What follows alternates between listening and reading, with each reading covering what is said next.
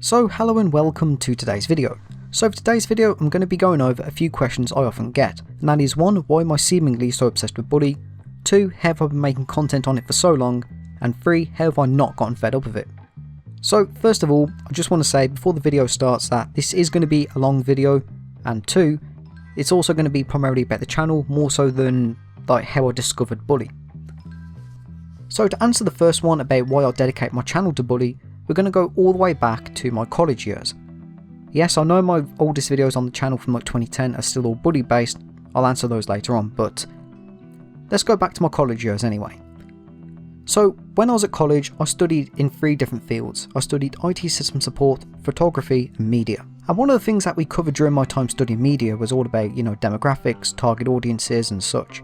And some of the topics we covered included the likes of advertisements, films, shows, music, briefly games and YouTube, how they appeal to a specific audience, differences in the various fields and what entices somebody to become a fan of them. So when it came to studying the internet, it was stuff like social media, YouTube, targeted ads and so on. And I remember when I was speaking to a tutor of mine about YouTube, is around the time that many YouTubers with the likes of say Markiplier and PewDiePie were really blowing up. In fact, I'm going to use Markiplier here as an example because he's the one I definitely remember dropping the name of. So I remember asking my tutor about how Markiplier managed to gain just insane popularity just completely overnight. It doesn't matter if you're a fan of Markiplier or Five Nights at Freddy's, if you were on YouTube in 2014 and 2015, you could not ignore Markiplier's rise. It was just insane. And I remember just being bewildered by it and asking my tutor about how he thinks that Markiplier just blew up like that. And I remember him saying to me that one of the reasons why Markiplier sort of grew big on YouTube was because he was one of the very first people to jump onto, at the time, an incredibly niche game that nobody cared about. And that's how he managed to cement himself alongside Five Nights at Freddy's, because he grabbed himself an open opportunity when it became available. Nobody cared about Five Nights at Freddy's that much, but when Markiplier and his content kind of blew up with it, that's when he and Five Nights at Freddy's sort of just burst into popularity. And that still sticks today. Like, if you check Markiplier's most viewed content, most of it is all Five Nights at Freddy's. And after my tutor told me that, I remember I started to see a lot of YouTubers I watched in a different light. Not in a bad way, but like how their content kind of appealed to a specific kind of group of people, if you know what I mean. So many of you might know it was around 2016 or so is when I started doing Bully videos properly on the channel. And I did have quite a lot of Bully content up before that. Like, if you go to my channel and search by oldest, you'll see that the first few videos all have Bully in them in some way. The oldest is the werewolf in Bully. Then the San Andreas Alien Area 69 has Jimmy in it. And even if you do a search of Bully character quotes, you'll often see the Nathan and Ness re-upload in the title. But I did not give a damn about YouTube back then. I mostly did Bully quotes and San Andreas mods. Plus I was underage to monetize, so I did not care one bit about the kind of content I uploaded on my channel. Which is also why you see videos like Spyro 3 and Black Ops 2 in there as well. But yeah, after finishing studying media in 2016, summer break starts and I see Bully's on sale for about £2 on Steam, which was an absolute deal at the time. I loved Bully on the PS2, hadn't played it for quite some time at that point, and I recently bought a gaming PC so I could play it properly instead of having to play it on my crappy laptop. But if you go to around 2015 or 2016 on the channel, you'll notice that most of the Bully content was all just mods and no commentary. And the other San Andreas videos were usually my mods, just showcase videos. But I realised that I had around 3,000 subscribers at the time, to about 4,000 actually. And since I was eligible to now monetise my channel because I was over 18, I thought to myself I might as well make some money off this. It's just something to do over the summer holidays and get some side cash coming in. But I did have to make a tough choice. What did I want to make videos on? Did I want to do videos on Bully, or did I want to do videos on GTA San Andreas? I did them both considerably for quite some time, but I did have to make that choice of what direction did I want to take my channel in. So one of the reasons why I dedicate my channel to Bully is kind of reverting back to what I mentioned about Markiplier and the conversation I had with my tutor earlier. Because when I was looking at a lot of Bully content, there weren't many people making it at all. Plenty of people made GTA San Andreas videos. In fact, loads of people still make San Andreas videos today. You can't underestimate the popularity of San Andreas. And even in 2016ish, the Bully community, it was active, But compared to San Andreas, there was nowhere near as many content creators. It was only really Swegda who was doing them at the time. There were a few other channels as well, but he was the biggest and the most active during the time. And remembering what I learnt in media is all about appealing to a niche audience if you want your channel to grow. Did I expect to become the next Markiplier and PewDiePie? Of course not. But I did see there was an opportunity to make content around Bully. Because if I was to make videos on San Andreas and take my channel in that direction, I'd be up against the hundreds if not thousands of other GTA channels that are all doing San Andreas videos. And one thing you'll find a lot with other YouTube channels is they always specialise in like one genre or topic and become known for that over time. That's not even gaming related, that's just YouTube as a whole really. Like think of other channels you enjoy watching and you'll connect them to what they dedicate their channels to. Like people come to know me as that one guy who does Bully stuff. But I can name channels that I'm subscribed to who are strongly fixated with a game or specific niche. Going through a few of the channels I'm subscribed to, we've got Stippo, who's pretty much dedicated to the first Dead Rising, Isora Productions and Hearts of Iron 4, Shy Valley and Kylie Bogley and Lost Media, The Real Gyms and The Simpsons. You get what I mean, pretty much every channel has something they dedicate themselves to and just sticks with it. And that said, excluding me, there really weren't many Bully channels out there, especially not active ones. Now, as of making this, Swegda seems to be returning after being dormant for quite some time, but he got his life back on track. However, Swegda has also drifted off into more Rockstar oriented stuff instead of just being Bully oriented. Deadpool XYZ has been dormant for about 3 years, and Simon Bestia, to be fair, he still is very active in the community. He does a lot of work updating Bully's cutting room floor page and uploading animations onto his secondary channel. But I know for a lot of his main subscribers to his Simon Bestia channel, it does look dormant. But yeah, that's what I mean when I say about how it's not as active as it could be. So my channel is very niche in that way. It's dedicated to a game that's gone nearly 20 years without a sequel, and I'm fully aware that exponential growth isn't going to happen unless Bully 2 drops, and I'm fine with that. I've had a lot of comments saying I should branch out into other content, which is why I do the occasional non-Bully video to mixed results, but I've had quite a few comments saying that being primarily Bully based hinders my channel because I could have way more subscribers if I branched out into being a GTA channel.